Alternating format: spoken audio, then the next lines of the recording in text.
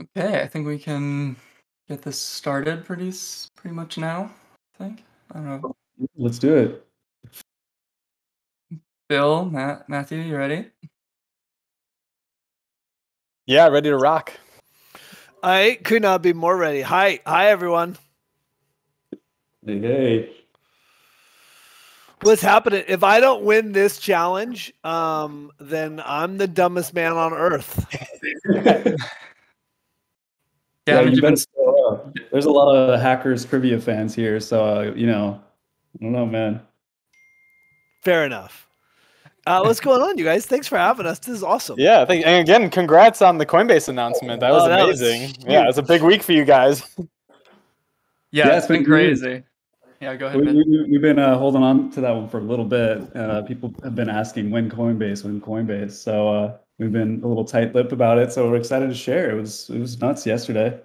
Wild. Yeah, Coinbase actually asked us weeks ago if they could announce, and we said, "Wait, we need Matthew Lillard. It's not a Coinbase announcement without him." So hack the planet. Join us. Hack the planet. I was to say, like, I was lurking around and I was there when the news dropped. So I was in the space as everyone's like, sweep the floor.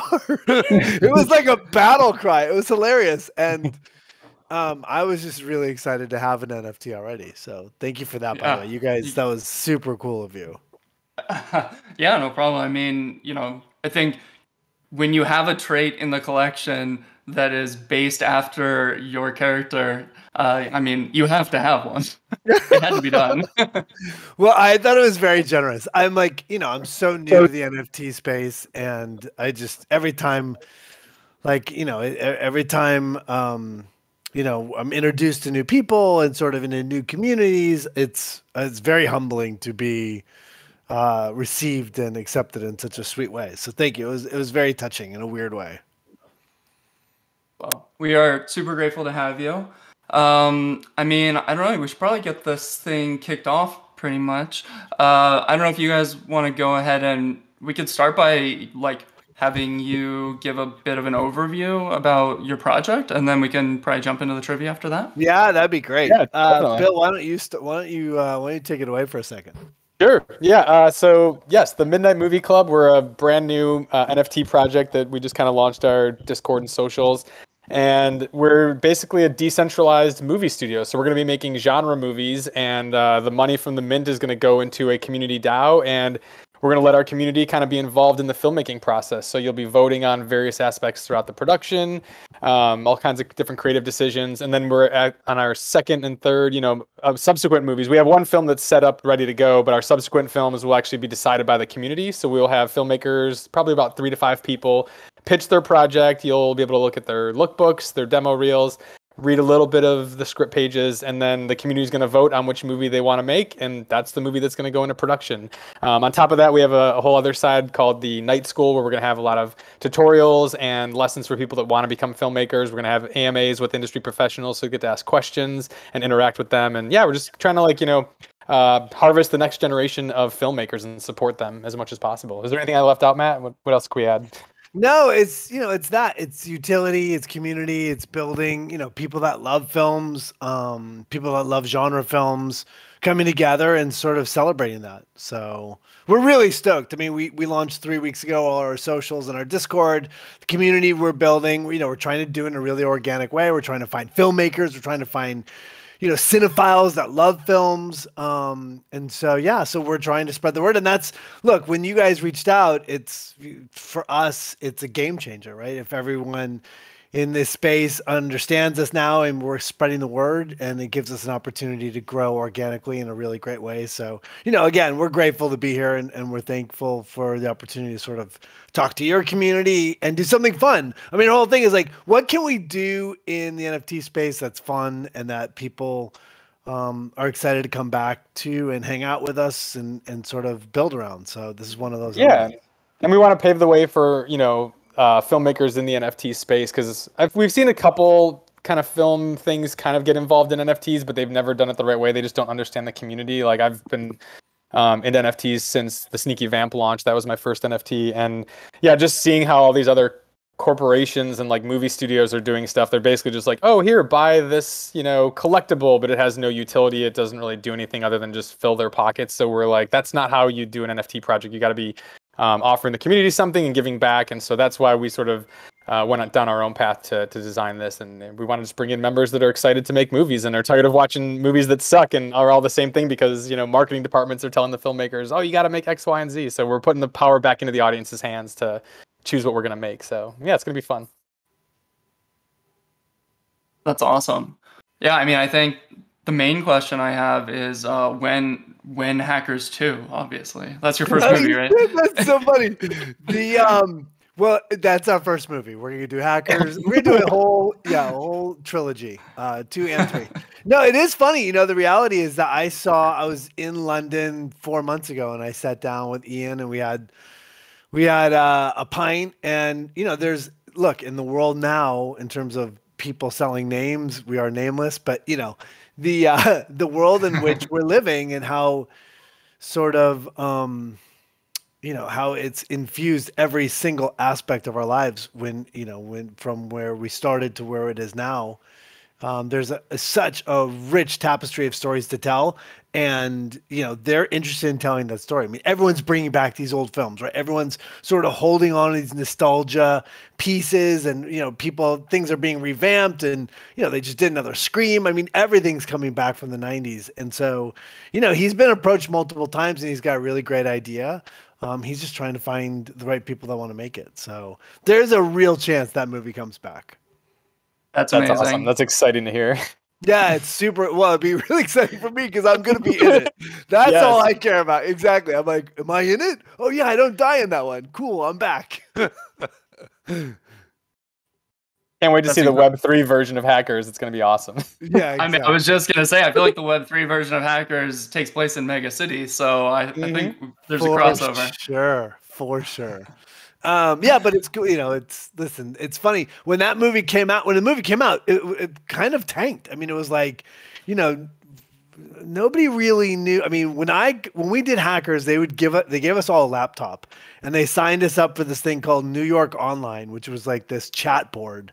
And that's where we all learned about getting online with dial-up, and sort of that was the beginning of that film. And so like the rehearsal process was us getting online and like getting onto chat boards in the early 90s. So it's, just think of how far it's come now. It's crazy, obviously. Yeah, it's amazing. Yeah, that is incredible. All right, well, we have some allocated time for more Lillard story time, so I'm anxiously awaiting to hear more of those types of anecdotes. But I think we should. I'll pass it over to Bill, maybe. I think, Bill, you're gonna MC the trivia. So yeah, cool. I think we can probably get that. I think Dozer's gonna get the trivia bot started, and we can go over we can talk about the questions as they're going.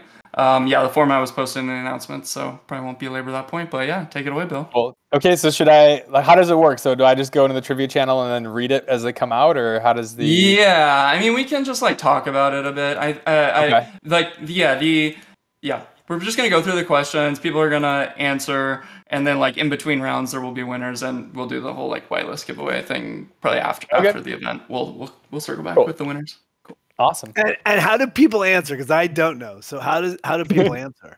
So the questions are going to be piped into the Trivia Night questions channel. So you can see that it's under the discussion section of the Discord. And they're going to come in and you just react with emojis. So it'll be a multiple choice. There'll be 4 options. So just react with the emoji. That's your answer. If you change answers, you are deducted points. So you want to get the right answer the first time. And then there was one other limit. Oh yeah, the faster you are, the more points you get. So you want to react fast too. Has this ever been done before? This is so exciting. We're breaking new ground. Yeah, I mean, There's a bot for it, so I mean, There's a people bot, have yeah. to have used it before. It's exciting for me. It's exciting for me. yeah, the few of us are breaking new ground here in the Chain Runners Discord. This is the first time Matthew Lillard has used this bot. It's Exactly. groundbreaking Yes, territory. I'm thrilled. This is thrilling. All right. Well, good Yeah, luck, awesome. everyone. Good luck. Yes. Good luck. Most of the answers are serial killer. Just most of the answers. Yeah. And if you're having trouble, I mean, just go to the old Scantron. I don't know if people remember Scantrons, but just do Abracadabra. You're probably going to get at least a 90 on the quiz. When in doubt, hack the planet. When in doubt. All right, I'm ready to Definitely. rock. I'm not seeing any questions though yet. Do you start the bot? All And right, they'll just I'm gonna appear? I'm gonna I start see- it right okay, now. they'll Yeah. just type in. Cool. Yeah, so we'll get it started, and All yeah, right, there's I'm gonna be channel my inner Bob Barker right now. There you go. Yeah, and there's gonna be about a minute. I think there's 15 seconds to answer. So react Okay. within 15 seconds, and then there's gonna be a minute in between answers and the next question. So Okay, so is it Um, 75 seconds? So it'll stop after the questions, or is it 60 total and then the next one? Is it 15 plus 60? it'll be. We'll find out. We'll find out. Yeah, so it'll ask the question. You get 15 seconds to react, and then it'll Yeah. show the answer. Then you get 60 seconds until the next question, and Okay, then there'll be cool. there'll be 4 So, yeah. rounds of that, 5 questions per round. And Matt, if there's anything that these questions spark a memory of, you have 60 seconds to tell. a fun 60 anecdote. seconds! It's so exciting, you guys! It's so exciting! We're gonna play you off like at the Oscars. We'll just play some music and just play you off. I'll tell the fastest stories ever. Oh God! Here we go. It's starting. Or not. It's not working. Or not. Oh no! What's Oh, no. happening? They're all Okay. answering. Let's see if we've got the quiz. Oh, quiz. I think I might see the problem. Hold, please. Got any more of those anecdotes? Yeah, Yeah. I have anecdotes. So we, I don't know, Bill. What anecdote do I have? I want to know. Here's what I want to know, because I was just watching it to put some questions together, and I noticed that you guys filmed in like the UK and New York. Yeah. Talk about that. Why was the decision? Was it just like what was the reason for doing that? Did they want to have this like sort of ambiguous? Because it's supposed to take place in New York, but did they want It is. certain? Yeah, Ian Softly, who's English, had just done Backbeat, the story of the Beatles, and his whole crew was in London, and we got an opportunity to shoot at Shepperton, which is like a big theater, a big stage out there. So they built all the stages at Shepperton, and we shot all the interior stuff in the UK, and then we went over to New York. Okay, so which things were sets? Like what were So yeah, obviously so the Gibson all- room is probably a set. Gibson room's all a set. All the apartments are a set. Some of the set, like the thing where he throws down, like the big yellow bind, like all the coding books, like Yeah. that was a physical location in New York. Like, Okay. when like the whole scene where he's like Janis Joplin. Yeah, the whole party Yeah, thing. So that but the party scene, like the big party scene, that was in the UK. I'll never forget. I landed in the UK. I was there for 24 hours. I'm like, I should walk around because I'm jet lagged. And I walked around, and all of a sudden there was a protest, like a public protest, and I ended up in the middle of like a riot, like 12 hours into being in London for sort of, we were there for like 3 months. So that was my first day in London. Oh, that's awesome. Did you guys I'm actually film vamping, by the way. If something changes, please tell me, or I'll just keep talking. Yeah, we'll keep it going. I'm keeping an eye on the questions. So, did that scene in Grand Central Station? Did you guys actually film there, or was that Yeah. doubling a different one, or what was that? Like? That'd be that pretty was great. crazy. That was awesome. I mean, look, there's a scene where they're at the top of the Empire State Building. There's a very Yes. sort of famous like picture of like serial killer at the top of the Empire State Building, and that howling, situation the was gif. like, yeah. It's funny how much you remember. I haven't seen it in 100 years, but I sort of remember the movie well, which is odd. But there was a moment where you could only we are at the very top level of the Empire State Building. So like the DP would go up, the camera would go up and set up the camera, and then people would have to come down, and then the lighting would go check it out, and people come down, and then so at the end of the day, it was the camera operator, me, and Ian Softly at the very tippy top of the Empire State Building, which is just like That's when you're incredible. up there, like that kind of access. I mean, that is the cool thing about doing movies, or television. like the amount of things you get to see from a different perspective is, at times really humbling. A lot of times you're just in random places and like the world stops and lets you do your job. And it's one of those things that is underappreciated when you're in the middle of it. Yeah, absolutely. And they just pretty much like will give films sometimes just free access to like cities and all kinds of things you would never see before. We were rollerblading, which is hilarious in itself. By the way, nobody rollerbladed. Like that was like cutting edge. Like on New York Online. Class, or how did they teach you to do it, or what was the process? They like basically took us to Central Park and like, here we go, let's teach you how to do this. And at some point, like you can see it's like we all have stunt doubles and they're on our faces for like 2 seconds and then they immediately go to all the stunt doubles because I'm 6'4" and you put me on rollerblades, I'm like 7'8". Yeah. But we were rollerblading around Grand Central Station and you're like, this is crazy. Like those big scenes where we sort of scoot across. That's amazing. Awesome. One question I have, like, while we still have time. So, like, obviously, one, like, very unique thing about the movie is the wardrobe. Like, what was the process of that? Did they have everything picked up for you guys? Did you guys get to sort of design your own character stuff? No.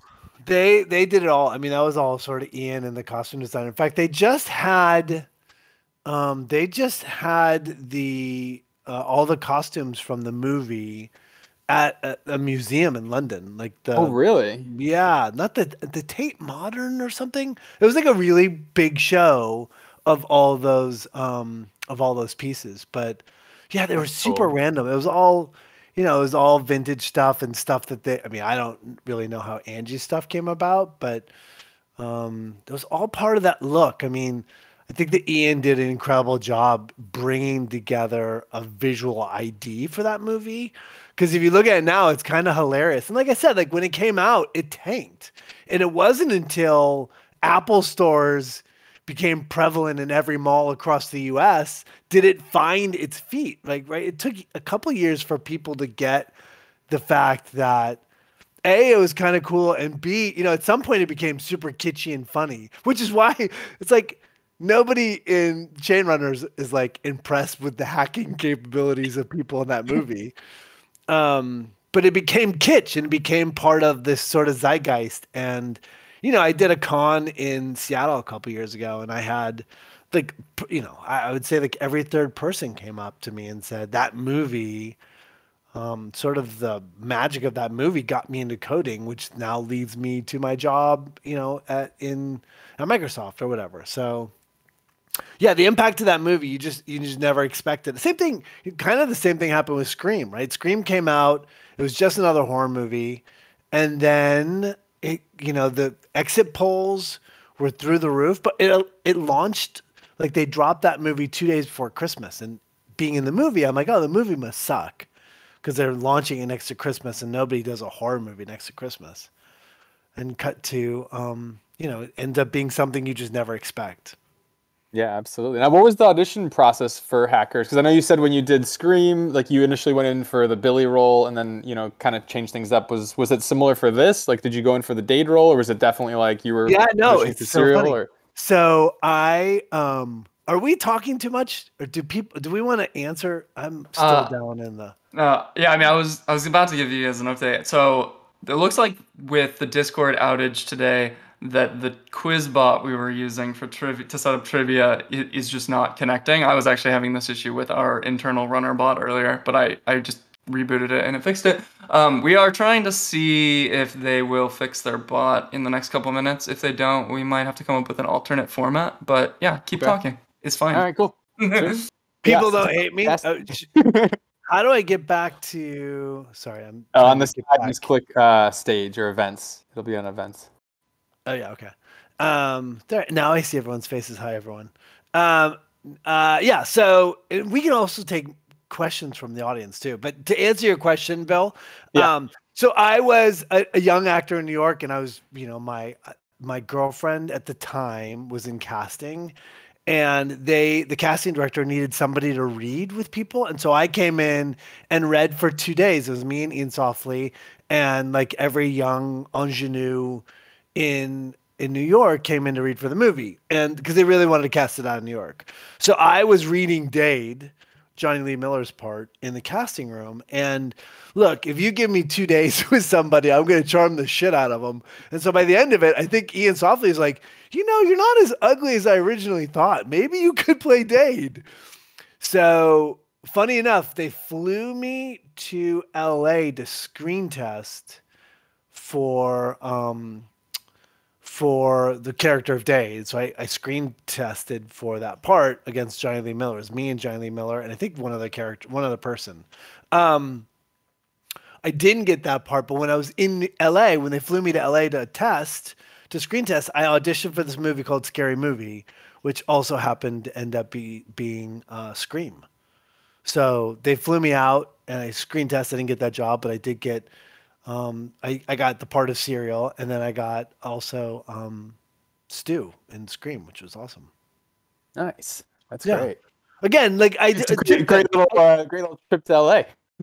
Yeah, but I also think, like, look, in the creative space and anything, right? Anything in the world, you just have no idea what is going to open a door. I think so many kids today are like, well, how is this directly going to affect my success? And my whole point is saying to young actors, like, keep creating and don't worry about a result, because you have no idea where things are going to go. I mean, I think, a case in point, Midnight Movie Club, on December 21st, you texted me and said, hey, what do you know about NFTs? I want to make this, this film studio. And here we are. And I have no idea where it's going to go. But, we're 3 weeks in, and it's been a pretty awesome experience so far.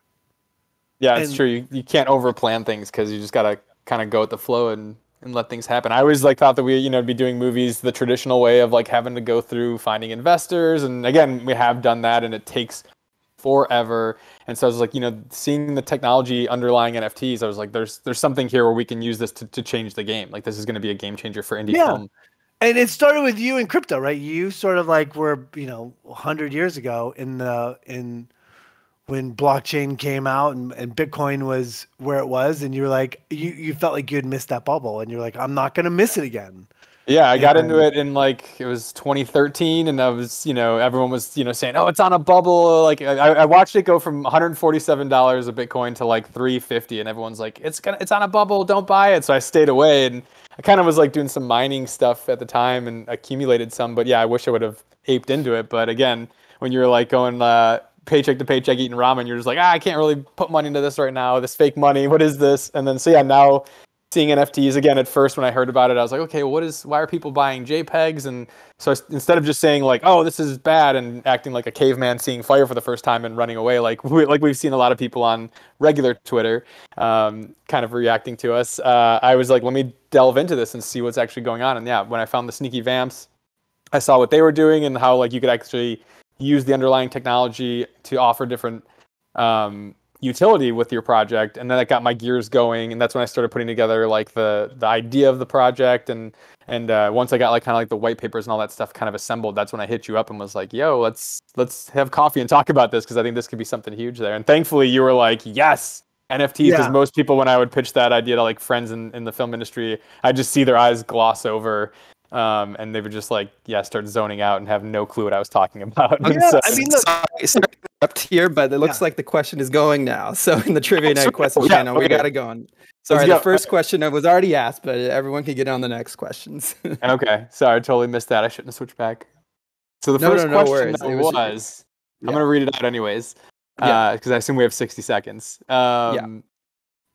Let's see. Where's actual? How many systems did 11-year-old Dade's virus crash? Oh, yeah. Sorry, I'm reading the part about it. Yeah. How many systems? So the answer was 1,507. That is a deep cut, dude. Yeah. That's intense. Yeah.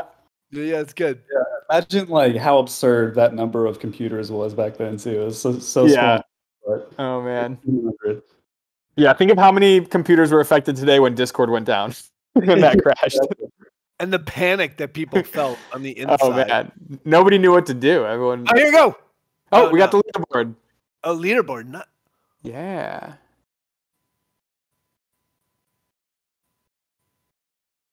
Oh, what is the slogan of Dade Murphy's new hacker alias? But why didn't it give us And this answers? bot looks like it's still having issues. There's only one. There's I more see reactions 2, coming 3. in. There we Oh, go. there we go. Okay, it's just going a little slow. Oh, it's giving you a chance to read it. That's what it is. Oh, so there's like a little bit of a delay. Is that what the 15 seconds is? It lets them read it? Yeah. That's what it is.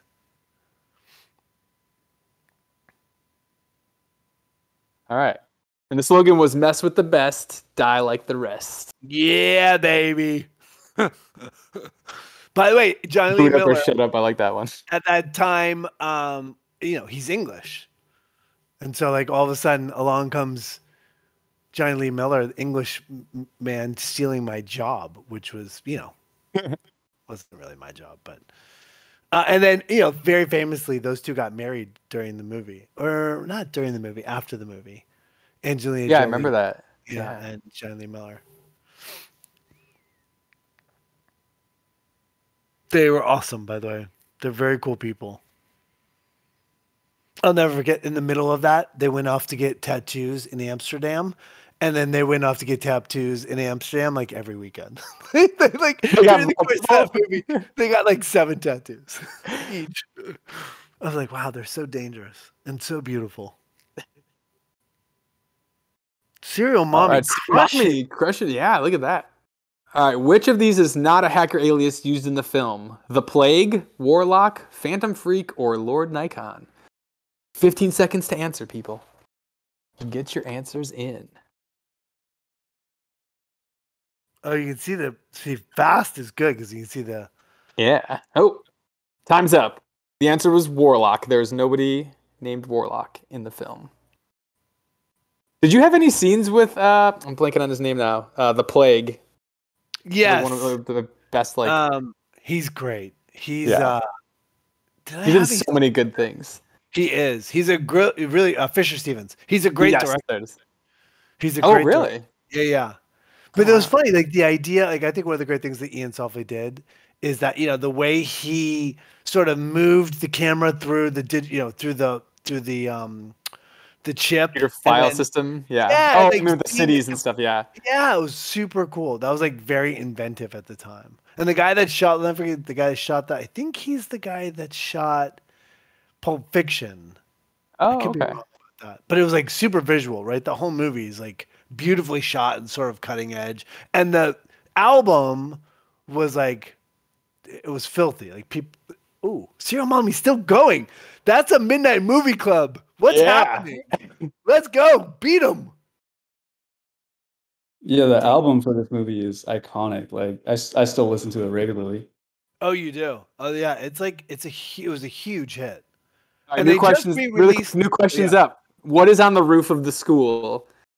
Answers will be revealed once all reactions are ready. So I haven't seen. Okay, here. Olympic-sized swimming pool? Nothing. A tennis court? A garden? Get your answers in, folks. Sorry, Matt. Continue. I'm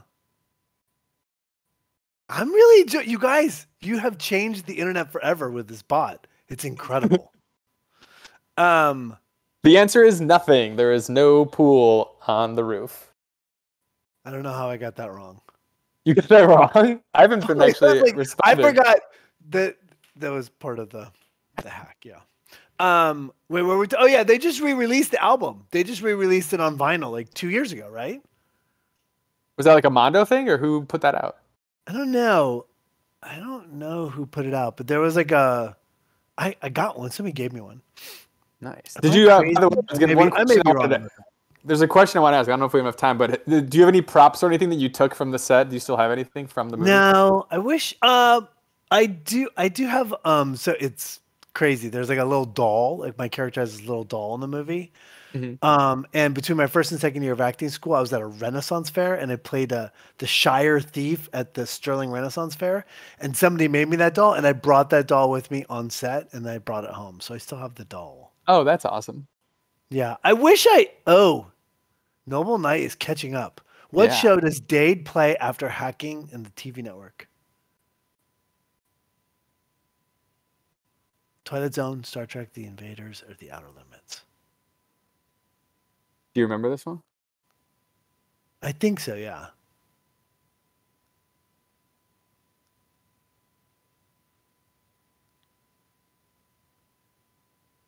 Yeah, I got that one.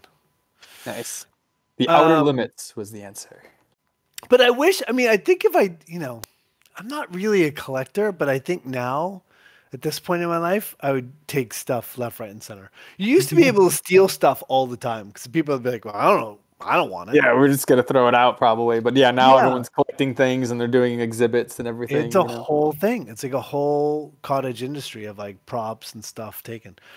Is there a break after 5, or are we just gonna ram through? I think Yeah, there's rounds, yeah, right? Every 5 there's a break. I don't. It should show the winner though, right, Dozer? For the round. Yeah, it should. Did we already get 5 Probably after the there? 60 seconds, yeah. Probably Yeah, after must 60 probably seconds after is up. 60. Yeah. They'll just build the suspense. I'm so excited. See who it was? I mean, it's right there. It's Serial Mommy, right? It's No, got that it. was from the, but we gotta like factor in the new question. Noble Knight might have been faster this time. We don't know. They were only there's only a 200 something point spread between true. the two of them. True that. Anybody's game. I don't know how the points work though, so I don't know like if it's how many it gives for fast responses and Crisis correct is on answers. in 10th. I told Crisis if he doesn't win, he's dead to me. Serial Mommy Serial with the Mommy. win. Nice. Serial Mommy just wins every round. Congrats, Serial Mommy. Congrats. Well, here's the thing though, because Serial Mommy's already I know she already has a whitelist spot, so maybe we have to kick that down to Noble Knight for this round. I think that's a good idea. Yeah. Serial Mommy, you are a winner in our hearts and in our souls. But Noble Knight, you're gonna get a whitelist spot. And then Serial Mommy, if you want another whitelist, I mean, does it make sense to have 2 whitelist spots? It doesn't, does it? No, I guess unless you have 2 wallets and you really want to whale in on the project. I will say, so Serial Mommy is one of the people that is sort of saw in my Twitter that I was doing something with NFTs and jumped in and is like me and didn't know a lot about the NFT space. And through this process over the last 3 weeks, I think they're now like a member of like 5 different Discords or something. Yeah, Like, we got her they're hooked. like, yeah, exactly. It's become this thing that And it's been amazing. Again, the mods and like other members from other projects have just been really helpful to all of our like new members that don't know a lot about NFTs. Like everybody in the space has just been so welcoming and helpful. It's been really great to see that. So again, Dude, all of you you out guys- there, thank you so much. Yeah, you guys have been like, you guys jumped in like, hey, let's do something cool. Let's get people over. And like, I jumped on to the Discord server a couple days ago, and people are like, we got you. We're gonna help you. And sometimes when you're building something and you have no idea if it makes sense or if people really gonna like it, or if you're just wasting your time, there's something about that little, I don't know, pat on the back saying, we got you. This is good. You're doing good, is like super powerful in the creative process. Absolutely. Especially in the film world where we're just so filled with insecurities all the time. Where we're like, is this good? Is this script any good? Is this movie any good? Is my performance any good? So it's nice to have a good reaction of people saying they love the idea of the project and they're really bullish on the whole concept. So that's really Yeah. good to Hey, hear. while we're waiting for this to start, why did you guys start Chain Runners? Yeah, tell some of our people about your project as well. Yeah, I mean, similarly, I got into NFTs and crypto pretty early, like 2017 when CryptoKitties came out. I like sort of got extremely obsessed with the idea, and then the crypto market died, and we had to wait a few more years before the tech was even there. And then earlier last year, NFTs just blew up again. Crypto punks were going off. They released Meebits. The team and I, we got into this project, Blipmap, which we're huge fans of. There's a lot of Blipmap fans in this community. And I just wanted to do an NFT project for the longest time. And Nav and Dozer here, way more technical savvy than I am. I'm a little more on the creative side. And I just tried to convince them that this is a good idea. We should definitely do this. We're big fans of on-chain technology, which Blipmap is as well. So I just sort of came up with this cyberpunk infused idea, very inspired by so many cyberpunk references like Neuromancer, Hackers the movie, Akira. Like there's so much good content I felt was lacking from the space, and just sort of created this loose story around this cyberpunk universe, and it just took off. It was wild. It's awesome. Amazing. Yeah, it's been a ton of fun. I think we could probably start the next round anytime, Dozer. All right, kicking it off. Yeah, it seemed like it worked this time. Look at that. Fine oil machine. Oh yeah, what are the most commonly used passwords? Truth, love, family, love, secret, sex, mom, password, God, sex, admin, 1, 2, 3, 4.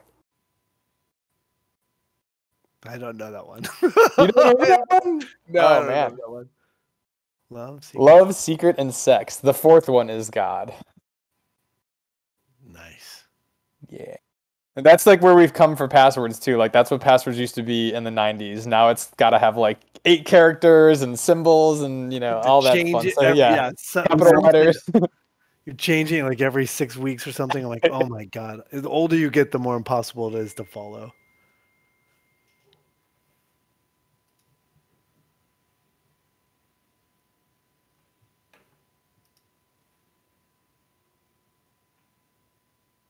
What was like back then when you did that your computer class? Like what was the most like mind-blowing thing that they taught you at that time?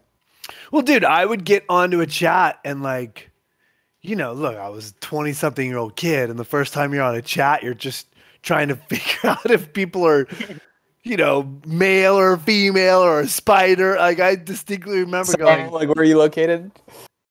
the what? Yeah, we were in New York. ASL. Well, no, ASL was like the thing you'd always send in chats, like age, sex, location. I don't know if Oh people yeah, do that no, anymore. that was before then. Name the All right, here we magician go. who plays. Yeah. Oh, read it. Yeah, go ahead, read it. Oh, Name the magician who plays the tech security guard in the film. David Copperfield's Siegfried, Penn Jillette or Teller. Answer is Penn Jillette, Penn Jillette. the talking half of the duo Penn and Teller. Yeah, and I'm a big magic nerd. he's a big magic nerd, and well, you're a big magic nerd. He's a big computer nerd. At the time, like he was all over. In fact, the reason he did the Oh, movie. really?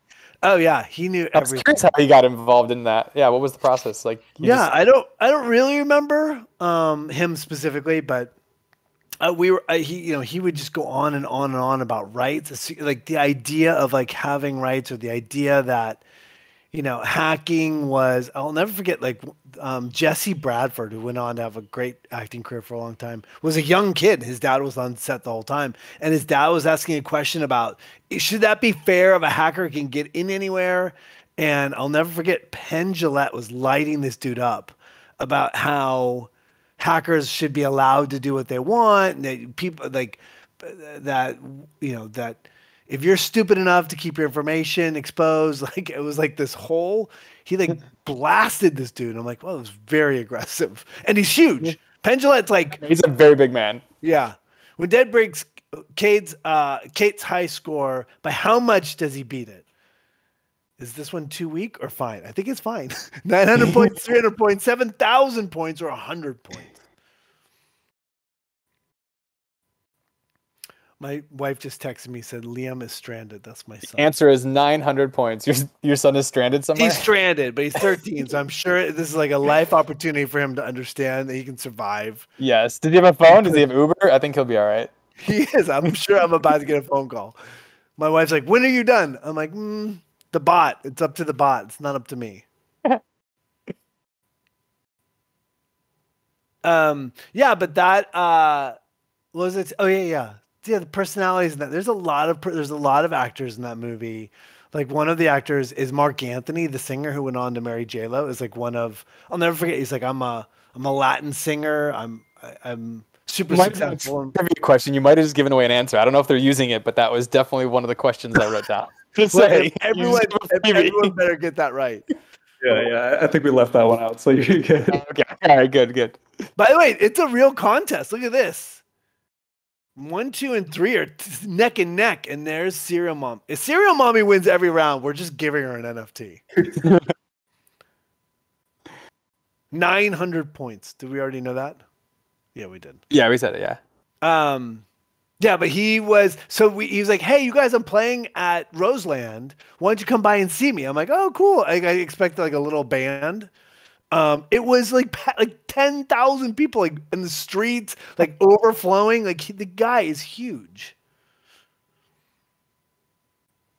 Is anyone interested in my stupid stories at this point? They're like, just get through the trivia. Shut up, Lillard.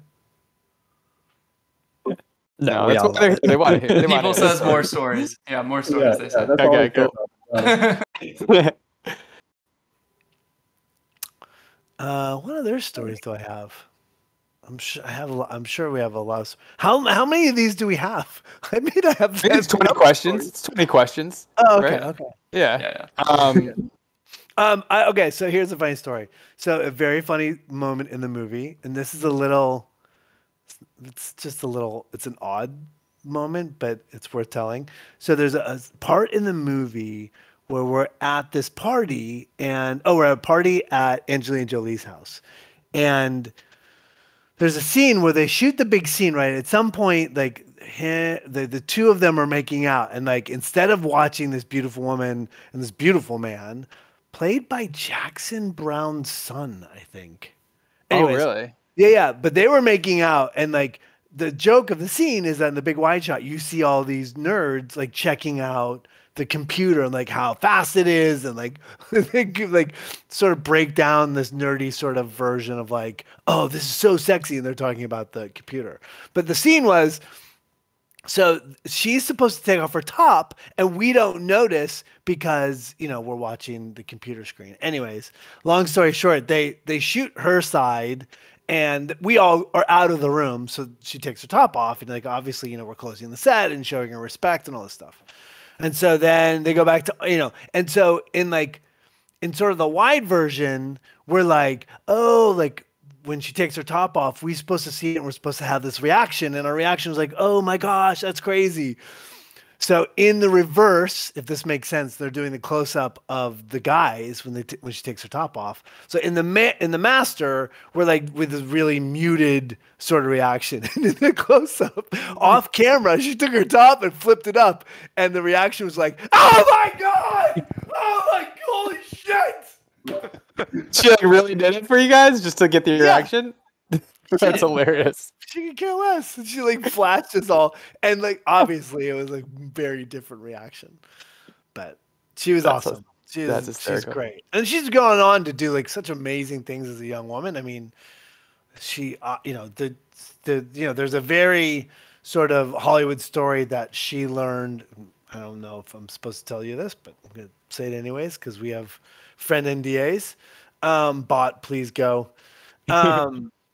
But yeah, she at some point was doing the movie with Doctors Without Borders, and she went out and got her pilot's license because every weekend she would jump in with her co-pilot, and they would fly all across Africa. They'd fly like this little single prop plane and deliver aid and medicines across Africa. And the reason she wanted to get her own license because she didn't want anyone else to know she was doing it. Like she was just doing it for the privilege of helping other people instead of looking for some kind of accolade. And yeah, so she's a pretty amazing woman. That's amazing. Yeah. And what was that like? Because again, that was I think her first movie, right? So like, I mean, were you just? She had done one other movie. Yeah, she'd done one other movie. Now, but on set though, were you just like, oh my god, like she's clearly going places, and like, I mean, obviously you can like recognize that talent and stuff when you're seeing it, or was it still like, oh, she's getting her feet wet, and like, still, how did all that? I don't think. I mean, look, by the time I auditioned everyone, like I said, but I was the reader for everyone in New York, and yeah. I mean, she was incredible in the room. She was like an electric personality. And you look, Hollywood, certainly during the 90s, was a time when, beauty was a thing, and especially as an ingenue. And Angelina Jolie is one of, I think, personally, in my opinion, is like this extraordinarily, strikingly beautiful woman. And on top of it, she's a talented actor. So when you're with her and you're working with her, you're like, she's going to be huge. There's no doubt. Nice. Is there anybody? I mean, I know I don't want to put you on a spot, but is there anyone you can talk about that like came in and auditioned for these roles that didn't get stuff? I know people never want to talk about that stuff. Okay. I mean, it's like this person was almost this role, and you're like, oh shit, what would that movie have been like? The only story I have about that in my life is that I don't know, The Walking Dead. I don't know if anyone watches The Walking Dead. Yeah. But yeah. So there's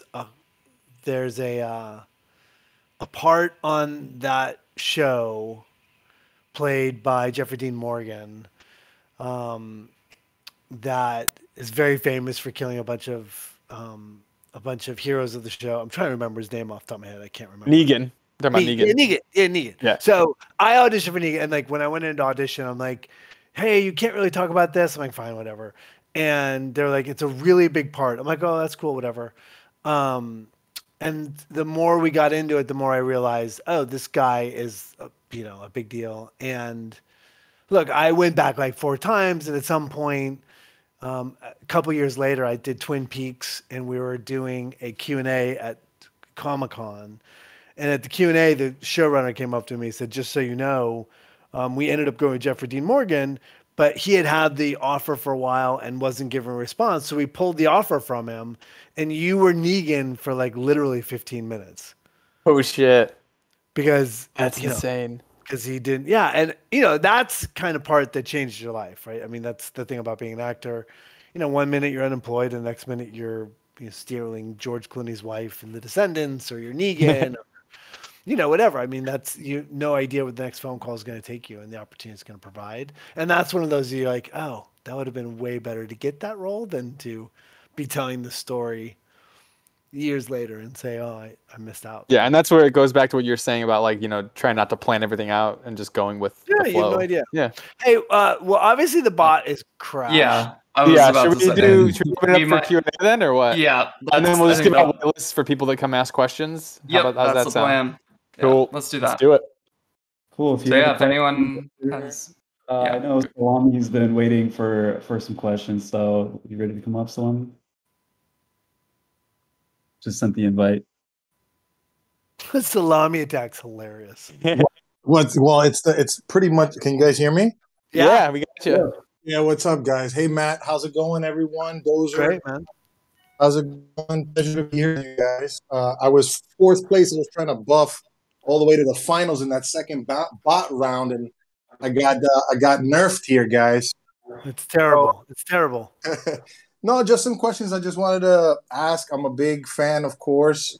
Did you see the new Scream, or are you still waiting? I did see the new Scream.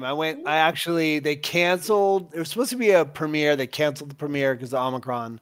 Yeah. And then they had a cast screening, and so I went to the cast screening. So I actually saw it with a bunch of the cast members for the first time. Oh, that's pretty dope. And yeah, pretty rad. So I've been this community is amazing. It's all like Blit fam from the Blit maps, and I know that Nav, Dozer, and Mid and Brain Drained all really worked hard on this project. I just wanted some insight from the team on what they think, if they're going to maybe expand to maybe reach out to more members of the cast, and maybe perhaps your ideas on casting Hackers 2 in a dream scenario, because you were just talking about a role changing someone's life.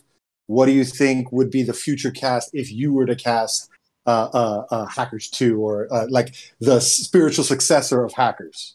Yeah. Well, first of all, I would start with me. I am the spiritual sequel to Hackers incarnate. No, I don't know. I mean, look, you want those next generation of kids to represent that cast, but I have no idea who it would be, obviously. Yeah, okay. But I think that there's definitely, I think that Angelina Jolie and John Lee Miller are probably hard to get for Q&A, but no. Not that they're totally out of range at this point right now. And I'm pretty sure they don't want to revisit this title, but like I would make it a cool game if the people want to do it. Maybe we'll make an event of it. And lastly, you said Salami Attack is awesome. Well, Salami Attack is pretty much a Hackers in joke, because that's what Plague's plan is. it's a salami attack. It's pretty much stealing micro amounts of money. If you just Google the term salami attack, it's a callback to hackers. Oh, So God, that's awesome. God bless your soul. God Is bless that also what they were doing in, was it Superman 2 or 3 that they referenced? Exactly. So every single time you hear about these sort of schemes of siphoning off micro amounts of cash, that's salami slicing, but the overall like end game of it is a salami attack, which is what Plague was doing anyway. So yeah, that's I've seen movies with different kinds of salami attacks. Yes, exactly.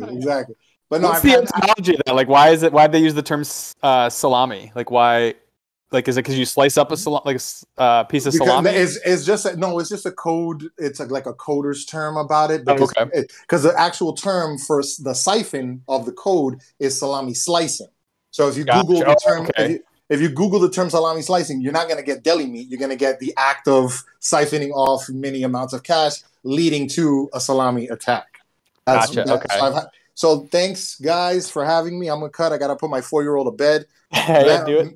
Matt, it's been great. Everybody be safe out there. Save for Omicron. I just got over it. So just stay safe, get vaccinated. And I love you all, guys. Be safe and continue, hack the planet, guys. Yeah, thank you for jumping up. Hop into our Discord and we'll give you the whitelist role. We'll have one of our mods take care of you. I'm keeping a list of everybody, so. Midnight Movie Club, yeah. Cool. Thanks, guys. All right, take care. Be safe, all right? Take care, man. All right, we got one more question from Frat Boy Lance. Okay. Nice. That's the picture. That's me on the Empire State Building. Yeah, that's honestly one of my favorite movies. It's a great movie. Thanks, man. So my question is, serial killer was like this fun, chaotic character. So how did you enjoy playing that character, and what was it like playing him? I loved it. First of all, a couple things. We got to shoot in LA, New York. New York and London, which was awesome. I love the character because I think that they let me sort of be that crazy energy, and yet at the same time, some of this stuff got cut out of the movie, but there's one line in the movie where he says, I get bounced around from house to house. And at some point I had like a toothbrush. I don't know if you ever see him. He's got like a toothbrush in his mouth the whole movie. And I had this whole thing that he was like this kid who was lost. And he found his friends and he found his fellowship in his friends that sort of he hacked with. So I like the fact that he had this sort of maniacal fun side to him. But I like the fact that there's like an innocence to him and there's like a depth to him. Like here's a kid really lost and searching. So I think, to me, it's one of those things that as an actor, you make these choices and you're trying to make really brave and creative choices. And, all these sort of things went into creating that character that even though some of it gets cut out, I watched that performance and there's a soft spot in my heart for the movie because it's one of the first movies I ever did. It was an incredible experience with the friends I made on that movie. And now even today, look, I'm 52 years old. I did that movie probably when I was like 24, 25. I don't even know when the movie came out.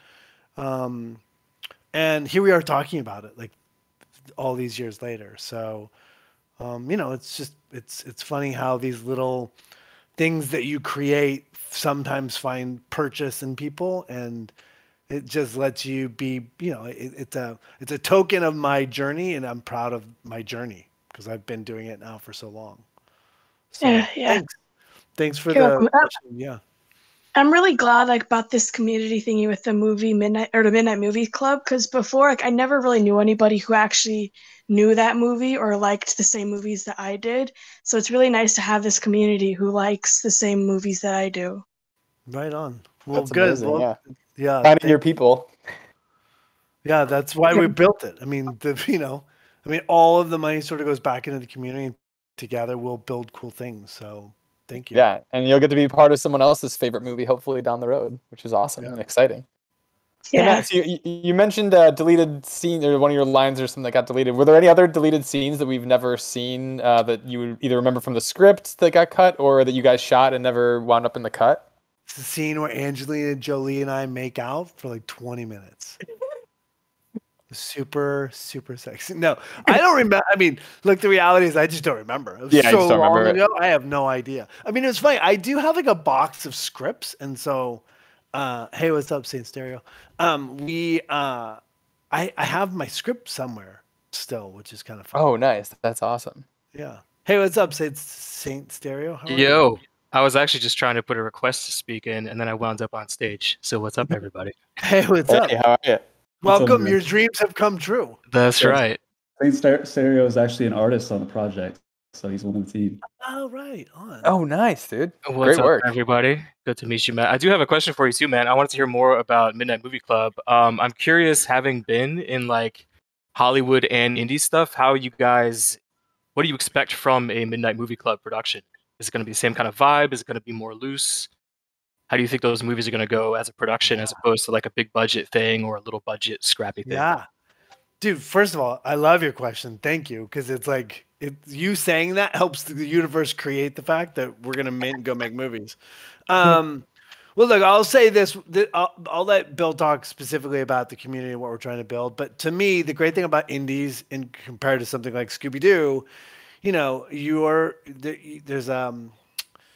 there's a spirit behind indie films where you all come together and work to lift this thing up the hill, right? Every movie, every actor, you're an artist, you understand. Nobody out there in the world, no artist in the world ever tries to make crap. We are all trying to make incredible things. I'm trying to be an incredible actor.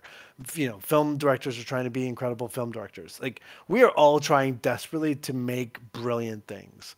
And sometimes they miss. Like, sometimes you just make shitty movies, or you make crappy TV shows, or you have a fail on a canvas or a piece of art.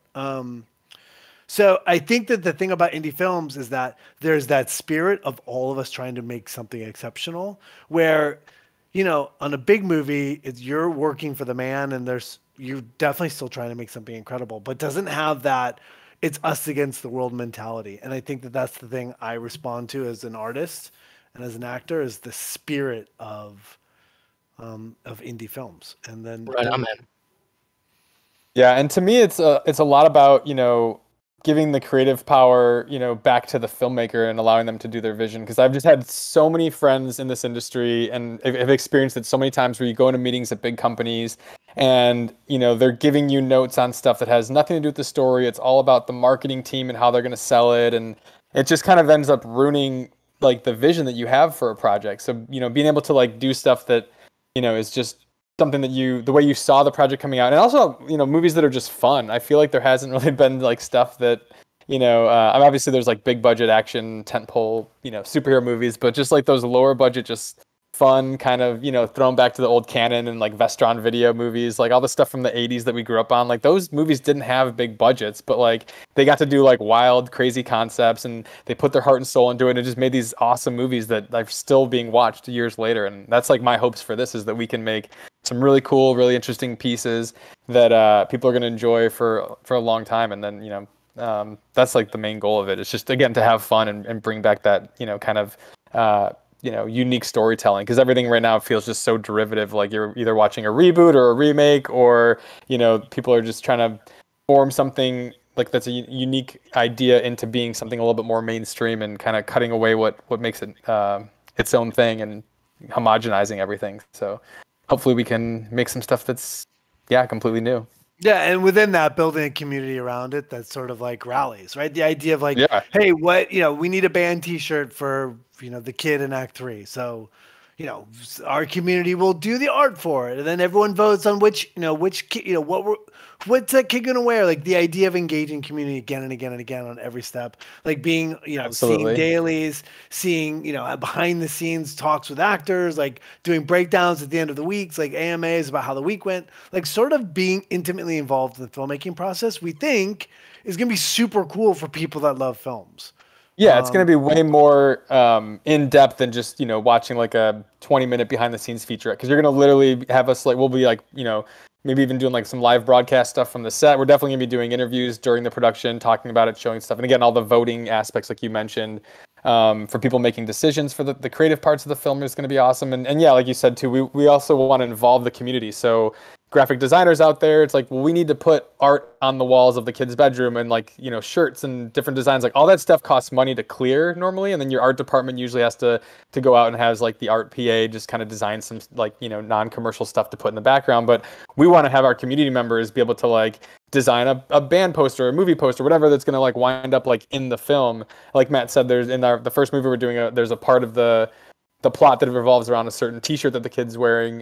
In the script, it's like a Black Sabbath shirt. We're not going to be able to afford to clear that. So we're going to have a contest where our members can kind of design a cool band shirt. We'll be like, hey, this is what the movie needs plot-wise. It has to have this in the design, but you guys make up a fictional band, do a cool, like, you know, band shirt, and then the community is going to vote on whose shirt's going to wind up in the movie. Like, so little things like that. And then also for actual production. So if we're filming somewhere, you know, like whether it's like Atlanta, Chicago, you know, New Mexico, all these places that have tax incentives, if our community members like live in that area and want to work on films, like we want to bring people on set. So if you're interested in art, we want to bring you on as an art PA. If you're someone that wants to get into directing, we'll have you shadow the director. We just want to give people that wouldn't have the opportunity or don't know where to begin in the film industry to just be able to step up and be like, hey, I really want to help, you know, whatever I can do. And even if you don't live wherever we're at, like there's, like we said, graphic designers can submit stuff. We're going to probably put up some footage and do contests where people can cut fan trailers that we can put online. Like, 'cause I mean, some of these fan trailers today are better than the actual movie trailers, honestly. So yeah, we want to involve people and let them kind of take their creative skill and apply it to, you know, a filmmaking process, which again seems so far out of reach to like most normal people. I mean, it did for me growing up in the Midwest, like in Chicago. I was like, there's no way I'm going to work in film. I love this so much. How do I get in? And I just, you know, kind of the same way as Matt, we both started just being movie extras and like working as background, like when a movie would come through town. And then here we are now, like trying to start our own studio. Pretty amazing. Yeah, that's awesome, man. It's super exciting to see it develop. And I like that you're talking about making movies that are just fun. I watched Robert Rodriguez Planet Terror recently, which I never imagined, never thought of as like an amazing movie, but watching it after like 10 years, I was like, I haven't seen a movie this entertaining in a while. Yeah, right? Yeah, I appreciate the dedication to fun genres. Yeah, that's the thing I missed the most. Like, my friend laughed at me the other day because we went to go see a movie in the theater, and I was like, man, I hope this movie's good. I just want to fucking enjoy myself. And she just cracked up. I'm like, what? I haven't enjoyed myself in a movie because they're just all like these 2.5 hour, like way too long. I just watched Nobody last night with Bob Odenkirk, and I had a blast watching it. It was a nice 90-minute action movie. It was like, it had funny moments, it had great action. I don't know, I just enjoyed that. I was like, oh, cool. People are still making movies that are just like enjoyable. And yeah, that's what we kind of want to bring back, is just bringing fun back to filmmaking. Yeah, and hey, listen, you have a whitelist, so you know. Yeah, you're good. There you go. You're in if you want in. Well, no, thanks, guys. I appreciate that. I'm going to kick it over to Shenanigans here. I'm not sure how to bring them in. Last time I tried to do something, I did the wrong thing. So I'm going to let one of these other people control the requests. Yeah. Do you guys have time for a couple more? No, you need to hop soon. Yeah, I have my kid might be eaten by wolves. Let me just check my phone. Okay, Nobody is cool. Yeah, let's go another question while I text my wife to see if my child... if you still have the same amount of children as you had when we started. But let's go for it. Awesome. I'll be quick. I just put mine to bed, so I totally hear you. So Matt, I mean, first of all, thank you. Like, I feel like I've grown up with you. I was a 14-year-old tiny goth BBS with a 14.4 baud modem when Hackers came out. Nice. So, like, yeah. So the dial-up sounds still ring really, really true, and I rewatch it. But, and you know, I was on the hangout last week too about Scream, and I'm wondering. So many influential movies, I think, that you've been in. But I'm wondering if you have, you shared so many awesome stories from Scream and from Hackers, but do you have anything really incredible that stands out from the making of SLC Punk that you can share? Because that's such another pivotal film. Thanks. Yeah. Well, first of all, it's my favorite movie just because I'm in every frame of it. So I'm mine like too. the star. I'm the star. So like for me, that's a big, it's a big opportunity. Favorite, I mean, talk about a movie that was like pulling yourself up by your bootstraps. I mean, that movie, we all lived in the same house. I mean, we were, chasing a dream of going to Sundance. And right now, Sundance, by the way, everyone can stream movies from Sundance. And they have like a little trailer, and SLC Punk is like one of the featured images from that trailer. So, I mean, look, I guess my favorite thing about that movie is that just the fact that, I can be walking down the street and I'll see a little goth kid or a little, queer kid now, and they'll have, whatever. They'll be tatted up, and they'll sort of be on the outside looking in of quote unquote normal society, and they'll see me, and that movie will have caught them at a time when they needed that movie. I had a kid at a con one time come up to me. He was like, "This is a picture of me the day after I tried to kill myself. And this is and her whole family was behind her. I'll never forget it."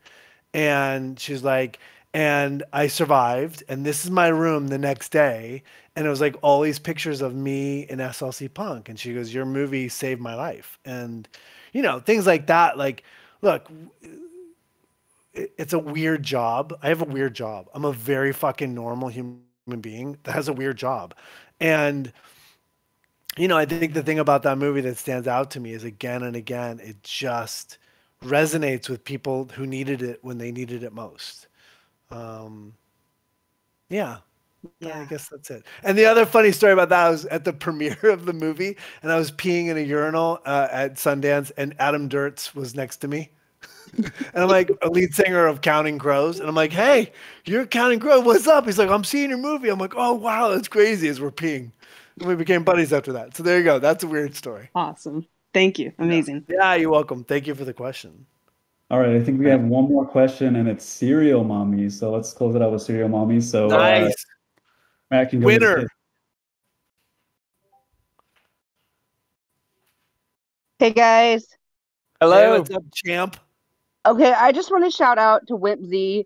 Dude just sent me my very, very first NFT. I'm in tears. I appreciate you, and I'm giving him my whitelist for MMC. Oh, nice. Bill knows about why, but I am donating that to him because he's an amazing individual, and I just really appreciate that.